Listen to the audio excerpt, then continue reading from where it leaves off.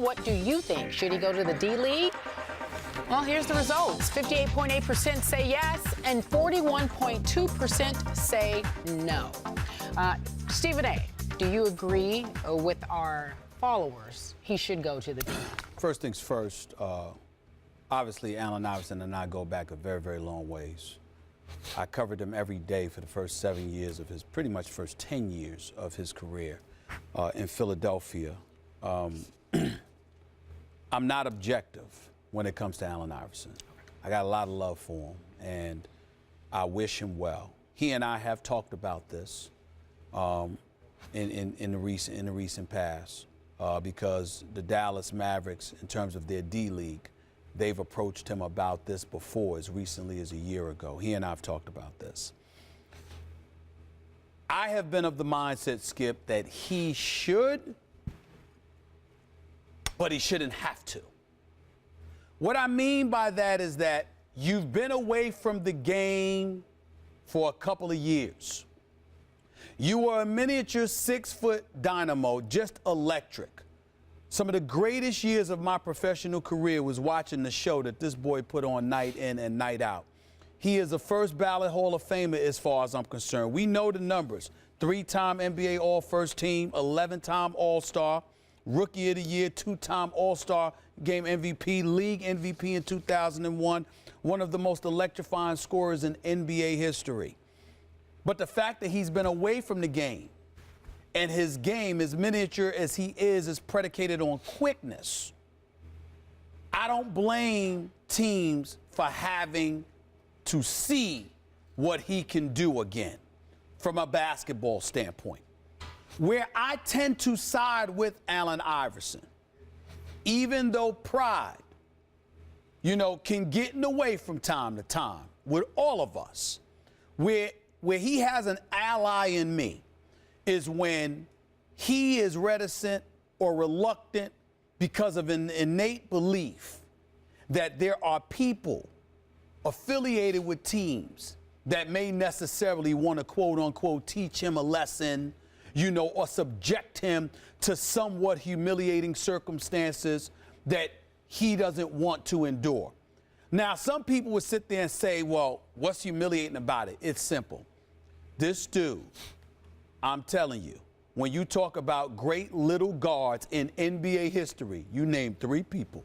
You name Nate Tiny Archibald, you name Isaiah Thomas, and you name Allen Iverson. That's what you do. And to do what he has done in this league and for this league, in terms of filling seats, in terms of electrifying the NBA and helping catapult the NBA to another level, to then sit there because of practice, because you didn't like his attitude or whatever the case may be, while he was on that high, and to look at it as a way to sit there and say, well, we don't need that anymore. I'm one of those guys, Skip, we were going to talk about Robert Parrish yesterday before we moved on to the other subjects. I'm one of those guys that I'm sensitive to people who've done so much for the league and somehow, some way, if not taken care of, at least not given the opportunity to be taken care of. They talked about Kareem Abdul-Jabbar, and they said, well, he had an acerbic attitude. He was a bit dismissive. He also had the most unstoppable move in the game. He's the league's all-time leading scorer. He's a 6-time champion, and somebody the league utilized to elevate itself. Somehow, some way, something more than, I don't particularly like this guy. You need to give me something more than that to deprive them of an opportunity to showcase themselves. And Allen Iverson, to me, what he said to me, Skip, and what I read from his tweet this morning, which is consistent with what he said to me months ago, was this. If I'm going to go down, let me go down the way I came in. I came in as an NBA player. Let me go out as an NBA player. I mean, there's nothing about him that should be associated with D-League. Mm-hmm. I understand if you're scared because he's small and you want to see what he's got or you want him to work out before coming to an NBA team. But to treat him like he's got to try out, he's Allen Iverson. He is Allen Iverson. I think he deserves a little bit more than that. He used to be Allen Iverson. Is he still Allen Iverson? We don't know. Do you have any idea? Can he still play? When I've seen him, I haven't seen him play, but I'm never going to assume. Look, man, when you got it, you got it. Now, you may not have it to a certain level where you can do what you used to do, but you have to remember, even when Allen Iverson had slippage, he was still averaging 18 a game. So what I'm trying to say to you is that and again, this is a guy that wasn't known for taking care of his. He didn't live in a weight room. I agree. You know, so I get all of that. But my point is, if he's making the argument, you want to try me out, put me up against the boys you got in an NBA uniform. It shouldn't take long. You understand? It shouldn't take you but a minute to figure out what I can do. But to ask him to come to the D League, who would you do that to? See, that's where it gets dicey, and that's where I don't think Donnie Nelson's asking him to try out. He's asking him to come help him sell some tickets to his D-League team that he co-owns. Okay. He's got Delonte there. He's got Rashad McCants. It's like, come one, come all. See what's left of these guys. But think about what you're saying. Well, Delonte West, I agree. Rashad McCants, okay. Allen Iverson. Okay. So unless Allen needs a few bucks, and I have no idea what his financial situation is. Neither do I. He says he's fine. Okay. Well, then there's no way. Even though reports to the contrary. No way he should subject himself to this unless he feels like he's going to have to crawl back to the NBA. And I don't think he believes that, because he could go light it up in the D-League, and I'm sure Mark Cuban could say, why not? Maybe, you know. But Stephen A., look, you know his game. Yeah. You know that about, what is he, 5'11"? I'm not sure he's 6 feet tall. He's 6 feet. Okay. But it's close. I've stood next to him. I'm not sure he's 6 feet. Yeah. 160, 165 Actually pounds. looked a little bit bigger. Looked around 175, 180 last time I saw him. Well, that's the last time you saw him, which is back to the point. Solid. He survived on lightning quickness, like quickness we've never seen before, and toughness.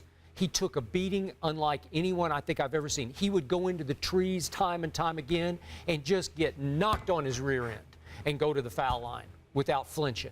And he took a lot of toll on him physically over the years. Right. If he's lost a little bit of that quickness, if he hasn't stayed in peak shape, because he used to just play his way into shape, and he would play all the offseason. Yeah. Where can I get a run? Where can I go? You know. Well, if you're not in that peak shape, then you're not Allen Iverson anymore at 37. Well, I will say this. This is the part that's been very, very unfair, and this is as a beat writer covering this guy. I have seen this guy go into, I'm talking about eyewitness account, firsthand account. I've seen this guy go into an arena and play horrible when he got a good night's sleep, when he rested and ate his veggies, when he wasn't at Fridays eating a burger or something like that. You understand what I'm saying? And then he hung out all night long. Looked like he barely got any sleep and dropped 58. Certain things work for certain people. I know. And so for me... Okay, but you can't do that when you're 37. I understand that. But what I'm trying to say is some people couldn't do that at all. Yeah. So he has defied logic. And all I'm saying is this. I'm not saying that you sign him to a guaranteed one-year contract or anything like that. But when you have someone who has done as much for the league as this dude has done, he deserves for an NBA team to say, let me give you a legitimate look and see what you have left.